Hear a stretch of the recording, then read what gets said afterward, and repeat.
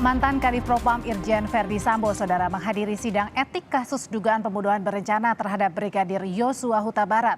Verdi Sambo menggunakan seragam dinas Polri dengan bintang 2 di pundak tanpa tanda kesatuan juga emblem Polri.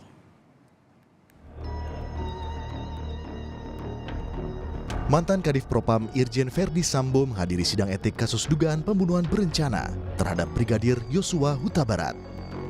Ini adalah kemunculan pertama Verdi Sambo setelah dirinya ditetapkan sebagai tersangka kasus pembunuhan berencana. Sambo hadir mengenakan seragam dinas harian Yanma Polri dengan pangkat bintang 2 yang berada pada bahunya. Namun pakaian dinas Verdi Sambo polos, tak ada atribut lencana lain yang dikenakan pada seragam.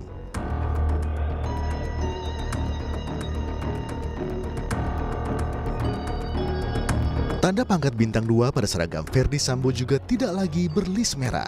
Karena saat ini Verdi Sambo sudah tak lagi memegang tongkat komando dan tidak memiliki pasukan karena telah dimutasi sebagai perwira tinggi Yanma Polri.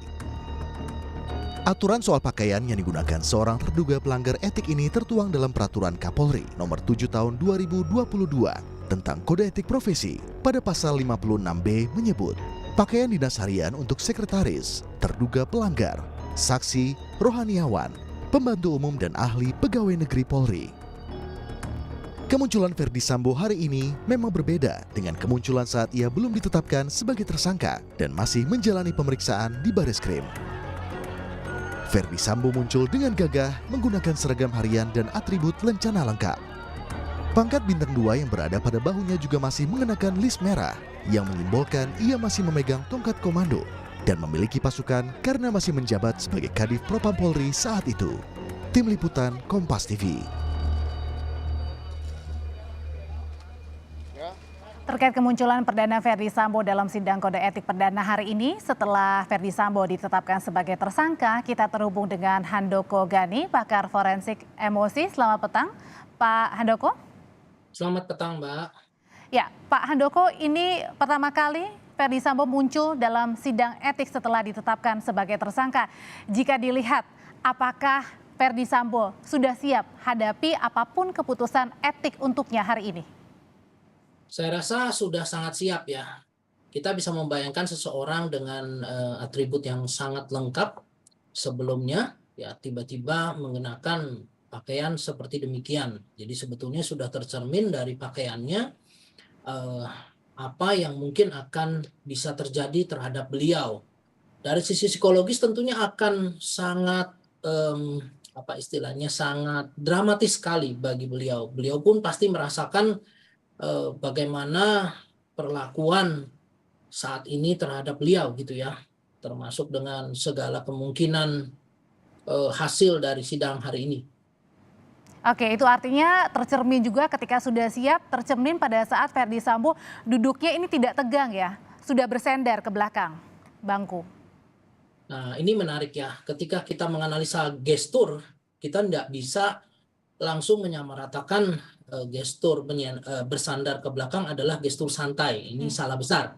Ya, gestur santai itu juga gestur bersandar di belakang itu bisa disebabkan oleh banyak faktor. Salah satunya adalah kursi, kondisi tubuh yang kelelahan, ya. Kemudian juga tentunya kondisi psikologis. Nah, kita tidak hanya menganalisis dari satu elemen atau tolak ukur saja kalau gestur. Jadi gestur itu yang pertama posisi tubuh, betul, poros tubuh. Kemudian yang kedua adalah tangan. Nah, kalau kita lihat tangan ini menarik. Tangan beliau itu memegang ujung kursi. Nah, di dalam salah satu seni dari gestur, ketika seseorang itu holding atau memegang suatu benda, meremas, memutar-mutar, memainkan dan sebagainya, itu tanda seseorang yang sedang tidak nyaman, tegang, cemas termasuk di dalamnya, ya. Dan kita juga akan menganalisis juga dari posisi kepala hingga ekspresi wajah. Nah, kalau kita padukan 3 tolak ukur selain poros tubuh, maka itu bisa mencerminkan bahwa beliau ini juga dalam kondisi stressful atau tertekan. Jadi nggak santai. Ini keliru sekali kalau dikatakan santai.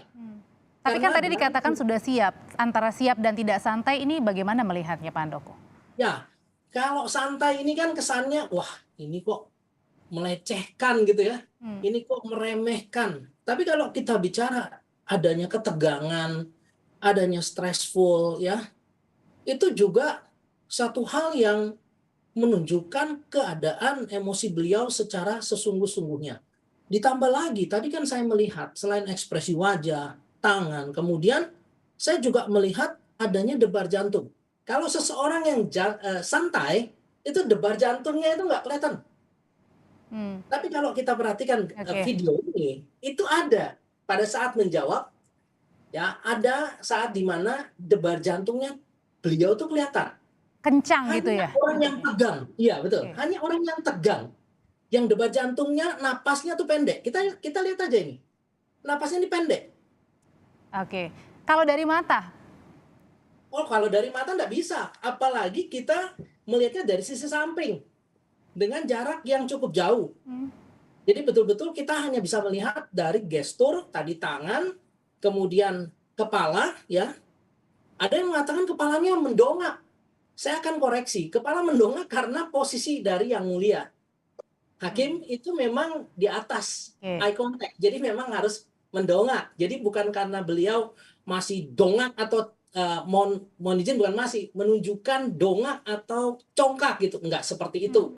Ya, tapi karena memang posisi duduk yang mulia. Kemudian tadi yang sangat-sangat membuktikan bahwa beliau ini tegang, beliau ini menganggap sidang ini sebagai suatu hal yang serius dan siap bertanggung jawab, sebetulnya adalah dari yang kita sebut autonomous nervous system, yang biasanya kalau di alat lie detector itu dites dengan detak nadi, denyut nadi, dan pernafasan, kemudian debar jantung. Dan kita melihat nafas beliau ini memburu, lebih pendek, kemudian detak jantungnya ini kelihatan sekali kita lihatnya di momen ini. Nah, berkali-kali nih.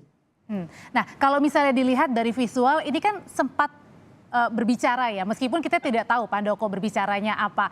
Kalau sedikit menarik lihat ke belakang, kalau sebelumnya kan tegas begitu ya pada saat awal waktu itu di Barreskrim. Tapi kan saat ini meskipun tidak tahu bicaranya apa, tetapi rasanya agak pelan ya nadanya.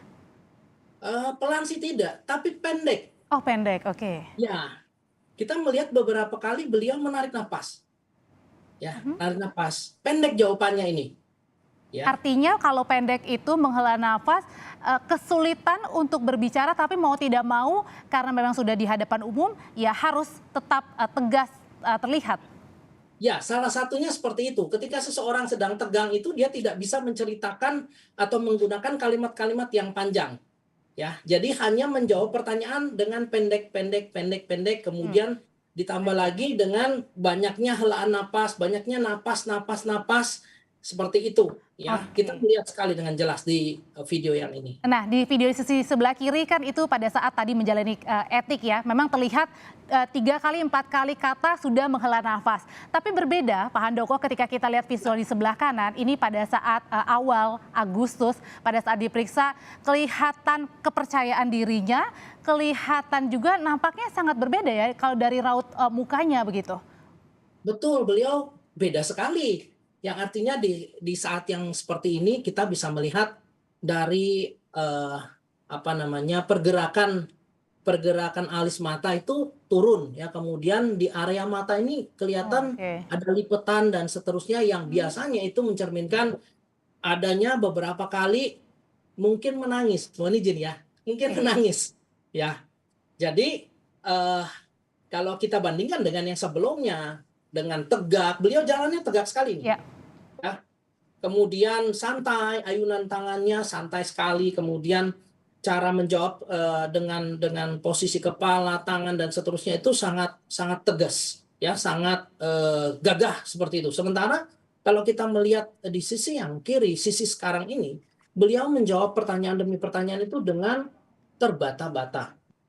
Saya hanya bisa menduga, ya kita kan nggak tahu ya di dalam itu terjadinya seperti apa. Dugaan saya kalau beliau menjawab pertanyaan-pertanyaan terkait dengan motif kronologis kejadian, ada kemungkinan beliau ini menjadi emosional, dalam pengertian emosi yang akan muncul adalah emosi sedih.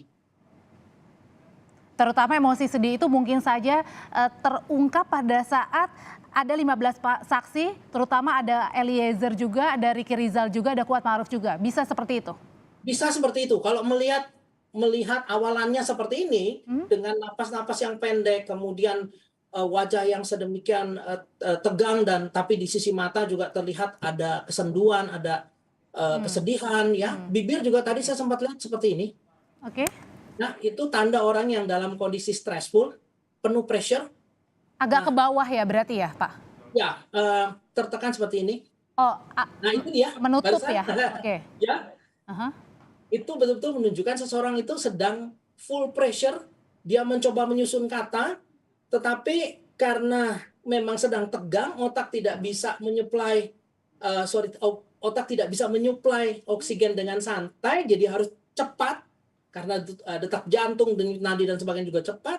Akibatnya jadi pressure-nya sangat-sangat tinggi. Pak Handoko, pressure apa sih yang kira-kira bisa dinomorsatukan 2 dan 3? Apakah yang paling utama takut menghadapi nanti putusannya, ataukah karena di sekitarnya ini kan mungkin sesamanya juga ya, ada Komjen juga, kemudian ada Irjen juga, atau justru mungkin karena tanda kehormatan itu tidak ada, jadi membuat Ferdy Sambo juga agak kehilangan kepercayaan diri? Kalau saya melihatnya begini ya, seorang jenderal tetaplah seorang jenderal. Artinya beliau punya sebuah kepercayaan diri, tetap ya.